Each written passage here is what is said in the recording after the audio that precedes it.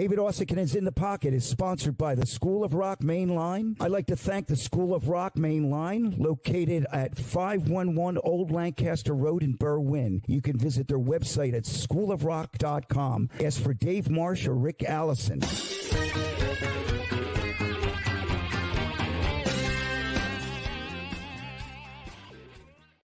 Hey everybody, I'm Andy Weinberg, and welcome to episode 121 of the David Uosikkinen in the Pocket podcast.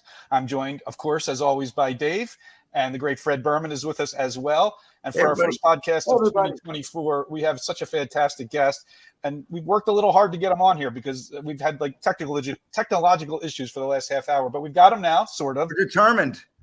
His name is Rob Stoller. Great Rob Stoller on the podcast. You know him from Bob Dylan's Rolling Thunder Revue. You know him from Don McLean's American Pie and a whole bunch of other stuff. And we're so thrilled to have Rob on the line. Hey, Rob. Hey, great to see all you guys.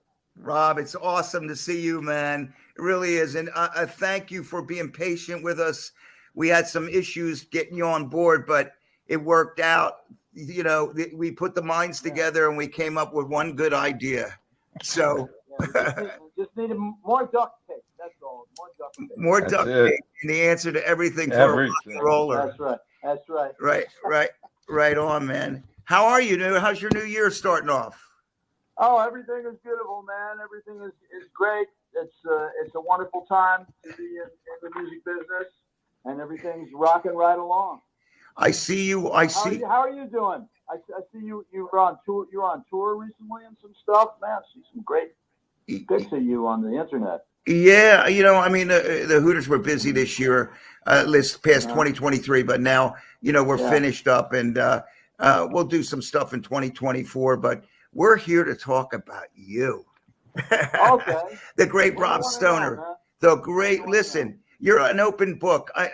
Guys, I'll tell you. I met Rob through Robert Gordon, through the great Robert Gordon, and our friend Quentin Jones was helping Robert with a record, and Quentin told me that Rob was coming down to play bass, and I got really excited about Rob because, you know, of course, from doing the Dylan Rolling Thunder Revue and, you know, just all the cool stuff he did. But what was really exciting was that you know, I got a chance to play with the guy. And he was just so cool. He told great stories.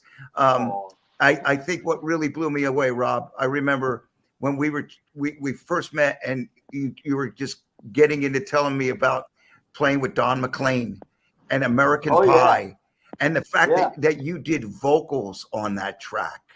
You were singing on it. You can hear my voice very clearly every time the bye part comes around. Yeah. There's another guy who comes in singing with him, and it's not him. It's not him overdubbing. You hear it's a different person. And anybody who's ever heard me sing, I mean, my solo records, you can hear me sing on there. You can hear me sing in harmony with Bob Dylan, all these people. And of course, you can look at my videos on all kinds of places. On the internet. Internet. On the internet. And so you can hear it, my voice, quite clearly. It's a duet on that part of the song. Wow. Rob, I got to ask, I mean, because you were... That became number one 52 weeks this week. Wow. 52 weeks, 52 years ago this week. What was the year? What year was it? 1971. That was 72. 72. Right. Rob, I got to ask though. Yeah. So I know you had already been signed, I think, by Leiber and Stoller as a songwriter, but you're still a kid in your early 20s at that point. How did you end up on that session? And did you realize that you were part of this song that would become so iconic? I mean, did you have any sense of what this song would become? Nobody on the date thought the song was going to go anywhere. It had a bunch of stuff against it. First of all, it was like 8 minutes long. And to this day is the longest single to ever be played on the radio. In fact, most of the DJs, the single was so long that they had to divide side A and side B up with a fade out on one of the choruses at the end of side A, fading back in on the same chorus on side B to finish the tune. Because you know you can only fit like three and change worth of information on a 45. Yeah. So to fit the whole 8 minutes on there, you had to do a two-sider. So it was part one and part two. And so there were no singles that were that long. DJs didn't like them. It cut down on the advertising because the song is going on too long. It was what people were doing. DJs were playing the album cut so they wouldn't have to interrupt it and turn the record over. Wow. So it's amazing that it was a hit. And at the time that we recorded it, we thought it was totally uncommercial. They're crazy if they think this is a single. There's never been a single this long. It's just ain't gonna fly. And furthermore, it had another couple of things going for it that didn't work. It was too wordy. I mean, now people just love the words and all the riddles and like metaphors and crazy hits of the song. But like at the time, the people on the date and the people in the engineers, everybody thought, well, you know, this is an interesting thing, but this sure ain't commercial. You know, most hit singles are repetitive and, you know, not a lot of words, you know, understand. And also, they are most singles at the time stayed at the same tempo. The fact that it had this rubato section at the beginning, before it goes, you know, and then he gets a little faster, the first chorus, and then it goes into tempo, stays in tempo for about 6 minutes, and then at the end it becomes rubato again. So the fact that there's a slow part, a fast part, which is most of the song, and then another slow part is more like the way a Broadway song is arranged. That tempo shot. Later on, Meatloaf and people introduced that kind of Broadway changing thing into singles, but at the time it had never been done. So that was another thing. How are you going to dance to this? Back then, you know, singles, it was still, can you dance to it? You can't dance to it, man. It starts out real smooth, long time ago, and then next thing you know, another. But the people went for it. The fact that it became a hit is a total anomaly. So therefore, nobody at the time thought it was going anywhere. We were as surprised as anybody. Wow. So that was early in your career, right? That was like, were you already pretty busy doing session stuff then, or what were you doing? Well, the guy who produced it was his name is Ed Freeman. He's still around, and he's a great record producer. And he had already produced a bunch of other albums that I played on as a session guy. I played on a Tim Hardin album for him. I played on McLean's first album, which preceded American Pie, for him. I played on a Pete Seeger session, a few studio things. Wow. And so he called me for this date. I'd never met McLean. And, you know, we just got the thing together. It was quick. And that fellow, Paul Griffin, who played the keyboards, he came in. It was all recorded in 3 hours in one session. Wow. And let's see, we had Roy Markowitz from Janis Joplin's band. David Spinoza on guitar. Wow. You know him. Anyway, the players on the date have been associated with several characters depicted in the song's lyrics. Strangely enough. Wow. Now, Paul Griffin, the piano player I'm talking about, we both worked with Dylan, who was referred to as the Jester. He's a character in the song. So was this during your days playing with Dylan that you did the session? No, it was about 3 years before I hooked up with Dylan. Wow. I already met Dylan under different circumstances, but he hadn't hired me yet. He was still working with the band. Let's see. I worked with not only Ringo Starr from the Beatles are mentioned in the song, but also he says the birds flew off with the fallout shelter. I played with the leader of the Birds, man, Roger McGuinn. I did an album with him. He was on the Rolling Thunder Revue with me and Bob Dylan. Right, and Mick Ronson. Mick Ronson, man, right. And Roy Markowitz, our drummer, he'd been in Janis Joplin's band, and I met a girl who sang the blues. That's about Janis Joplin. Wow. There's another connection, some other connections with us too. You ever heard this Roy Rogers, Dale Evans hit from the mid-50s, The Bible Tells Me So? Yes. Anyway, it was this corny gospel tune. Yeah. Anyway, I don't know anyway, if the Bible tells me so, says Don McLean in the very first verse. All right. Now, I worked with Roy Rogers when I was a child model. I used to be a photographic model as a child, and I did a job with Roy Rogers. In fact, I put it up on my Facebook page just today. Wow! Because of the fact that the 1972 anniversary had come up. Let's see, our guitar player David Spinoza, he recorded with both Paul McCartney and John Lennon the quartet to practice in the park. Our assistant engineer, Jack Douglas, he became the producer of many John Lennon albums. Right.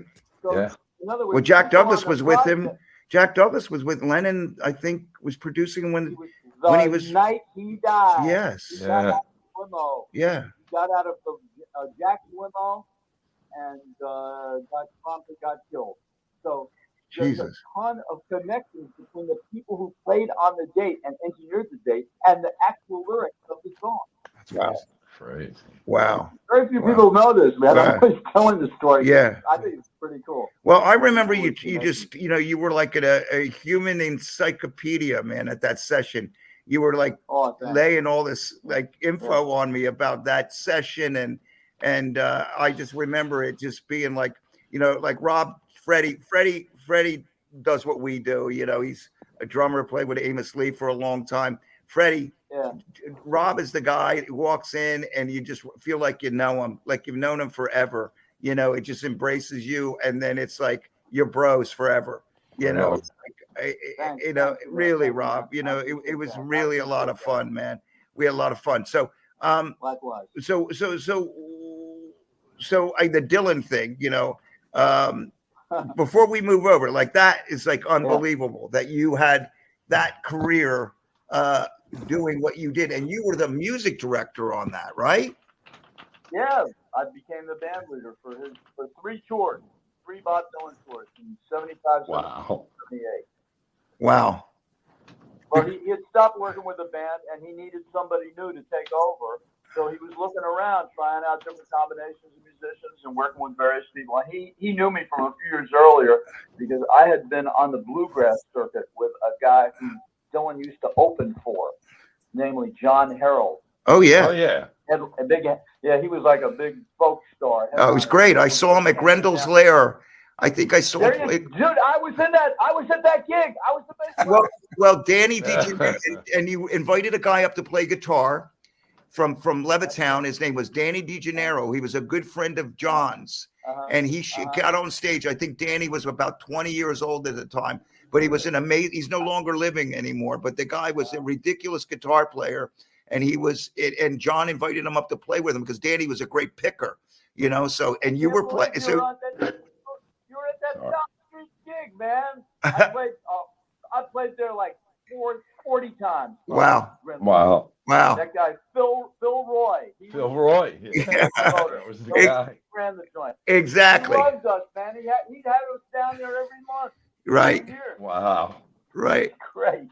Amazing. Yeah, so that's how I met Dylan, was through John Harold. Because John Harold used to be the headliner when Bob Dylan first came to New York City. Right. So Dylan would come to John Harold's gigs once in a while to see how his old friend was doing, the guy who he used to be the opening act for. So that's how I got to meet him. So when he'd come to hear us, Dylan would hear me playing with John, and not only would John have me as a bass player, but he'd let me sing a few tunes. Like most of the guys I've ever played with would use me as an opening act because I can I can work a room and hold the crowd's attention. So, it's a cheap way for them to like have someone else do the sound check before they come on stage. Uh-huh. Dylan heard a bunch of these gigs where I would be working the crowd before John Harold came on stage. And so he knew what I could do. And we used to hang out backstage at these gigs. And he had my number. He said, "Hey, I'm going to call you for something someday." Right. And I thought, this is the same. Everybody says that. "Oh, I'll call you." Yeah, sure. Right. I'll believe it when I Right. So one day he actually did. That's crazy. So he had me in mind as one of the many cats he saw who was capable of doing. Because he was looking for a guy who could be his opening act and musician wrangler. Right. And that was you. That he'd seen me in action doing this for John Harold, man. He'd seen me be. So are you surprised, Rob? Are you surprised that Dylan is still as active and busy on the road as he is these days? Does that surprise you?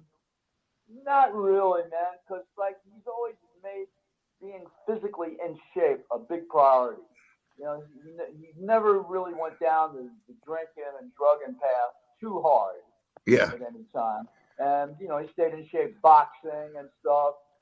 the guy was always in shape. He's a tough little guy. Yeah. And I knew he was like looking at the big picture, the long haul. Yeah. So he eats healthy, he stays healthy, he works out. So I knew he really had the physical thing together. Yeah. So have you seen him lately? Also, I know he loves. Yeah, I've seen him a few times. I know he loves the road. He loves playing. He just likes the lifestyle. So he's going to do it till he can't anymore. That's good. I love that. I hope he keeps keeps on shape going. so he can. Yeah, that's great. That's Rob, great. those sessions for Desire must have been a trip. I mean, he brought you in for those sessions with some incredible musicians. Clapton was there for, I guess, Romance and Durango. Scarlett on violin. I mean, what were those sessions like when you were recording Desire? Well, they were trying to record that album for a couple of weeks before I was even called. Before he even called me, he called me when he kind of ran out of people. He was like sort of desperate, looking for somebody who could come in with a fresh outlook and maybe sort this out. Now he'd see me, as I was saying, do the organizational thing for John Harold's band. So when the Desire stuff was getting out of hand, and he called me up and said, "Look, I need you to come down to the studio." He hadn't invited me to play on the record, and if he didn't even invite me, I didn't even bring a bass. Until the second night he said, I just want you to observe and see what's going on. So I went to the studio, and it was insane, man. It was just like out of control. The producer was just this company suit, Don DeVito, who really didn't produce records. He was just like a company guy to keep an eye on the budget. And they needed a strong producer or somebody who could take charge of the thing and really crack the whip. Because all these hangers-on and rock stars, Dave Mason was there, Clapton was there. They were all just hanging out with their entourages and girlfriends, smoking and drinking and eating. They had to set up a catering room in one of the adjacent studios just so all these people could be fed. It was totally not conducive to getting any work done. Wow. So I didn't play anything, even though I had brought my bass with me the second night. Wow. And I didn't play it. He came up to me and said, "Hey man, if this was your session, what would you do?" I told him, "Well, it's a no-brainer, man. Just send everybody home and come back tomorrow night fresh with the bare bones band." Now the people that were there, they had other commitments and had to leave anyway. So we'll just start fresh with my band. So I showed up with my drummer the next night. Howie? Was it Howie? Howie. Monster. Yeah. Howie. We love Howie, right, Fred? Yeah, we do. Hell yeah. Howie's the man. Nobody. He's from Pennsylvania. But nobody swung it like Howie, man. Big time swing. Nobody. No one. Hey, I have a Howie question. Stride piano, man. Yeah. That's what I want to talk about. A left-handed 6'2" dude. He was strong, man. Yeah. His left hand was so pounding playing those tenths, and he had a huge wingspan there with his left hand. So he had the Fats Waller shit, all that down. So I hear there's a record. I remember. Did he make a record? Yeah, you heard that? Yeah, Chad's Ford Getaway. Yes. Chad Ford Getaway. Is that where he's from? That's where the Wyeths are from. That's where the Wyeth family's from, man. Yeah, man. I never put that. Duh. Oh, yeah. I never put that together. I didn't know how he was related. Oh, yeah. Andrew Wyeth's nephew. Holy cow. And Jamie Wyeth's cousin. Wow. Right. Howie Wyeth had been the drummer in my bar band for 3 years. Badass. Before the Desire session. Yeah. So I had this band that played. It was kind of a country rock band. Yeah. And we played all over the New York State, tri-state area. Yeah. No one played. He played on Rockabilly Boogie, didn't he? How do you think he got the gig? Yeah. Oh my God. I brought this guy with me on every gig. Yeah. He made me look good. Yeah. Because no one had heard of him. Yeah. He was like, wow. So anytime the session people said, "Hey man, kid, you know anybody?" I'd bring this cat and blow their mind. Right on. He was great. And so he was the greatest. So that's how he got the Robert Gordon gig, the Link Ray gig. I brought him on some Don McLean stuff, not American Pie. That was later stuff. I brought him with me every time they said, we want you to contract the rhythm section. I would contract my steady drum because we were so locked in from having played country and rock and roll in my bar band, man, playing those 3 set-a-night gigs, 3 and 4 set-a-night gigs. We were locked. Yeah. So Dylan had never met him. He'd never heard of him. In fact, Dylan was going to get Kenny Buttrey up from Nashville, but Kenny couldn't do it. He had a previous commitment. And so I said, look, keep this violin player. She's really good, and she's got a great look and an interesting sound. And we'll just do it. My drummer, me, the violinist. That's it. Just a 4-piece. Counting you, Bob. Wow. So that became the core of the Rolling Thunder Revue band. And it also, dig this, when the first night we showed up after the big chaotic crowd scene I was just describing, the first night we showed up with just the trio backing Bob up. But we had the singer, Emmylou Harris. We had her too, but she couldn't go. She couldn't go on the road with us because she had previous commitments. So therefore, I became the harmony singer, singing all her parts on Desire.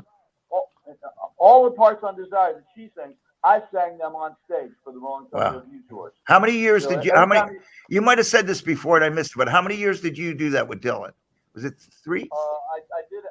I did it. We did one tour in '75, one in '76, and one in '78. Wow. So I did it on 3 separate years, but the tours were like 2 months each. They're not that big. Yeah. So every time you hear a harmony on the Rolling Thunder stuff, it's me singing Emmylou's parts.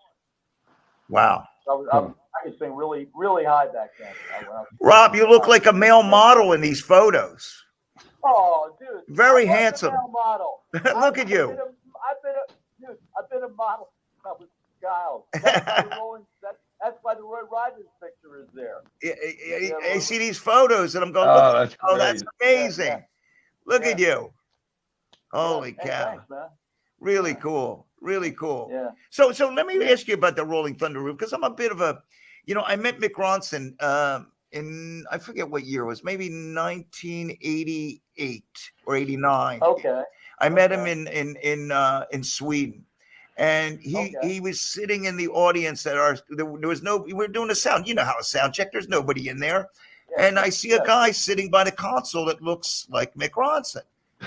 It was Mick Ronson. I walk over to him and I said, Mick Ronson? He goes, yeah, mate. And then, he said, he goes, look, he said he was a fan of the album Nervous Night that we made. And he said, I lived here, so I wanted to come over. And he was just such a genuine cat. But, I was a huge fan of the Spiders. I love that band. When David Bowie came with Woody Woodmansey and that whole thing, but I guess at the time when I met him, he was kind of, he might have knew that he was ill and things weren't good, but he seemed like such a sweet guy, but he spent a lot of time in Woodstock. So, you guys were pretty tight, right?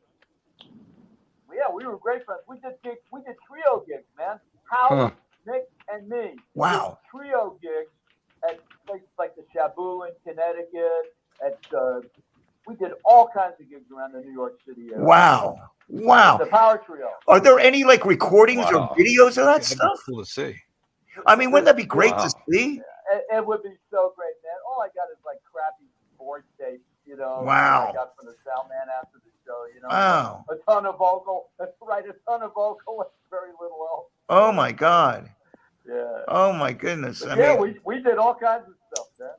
Yeah. We did an album with Roger McGuinn. In fact, because Roger McGuinn was on Rolling Thunder, and he'd been in the Byrds, we started a group called Thunderbird. Thunderbird. That works. Good.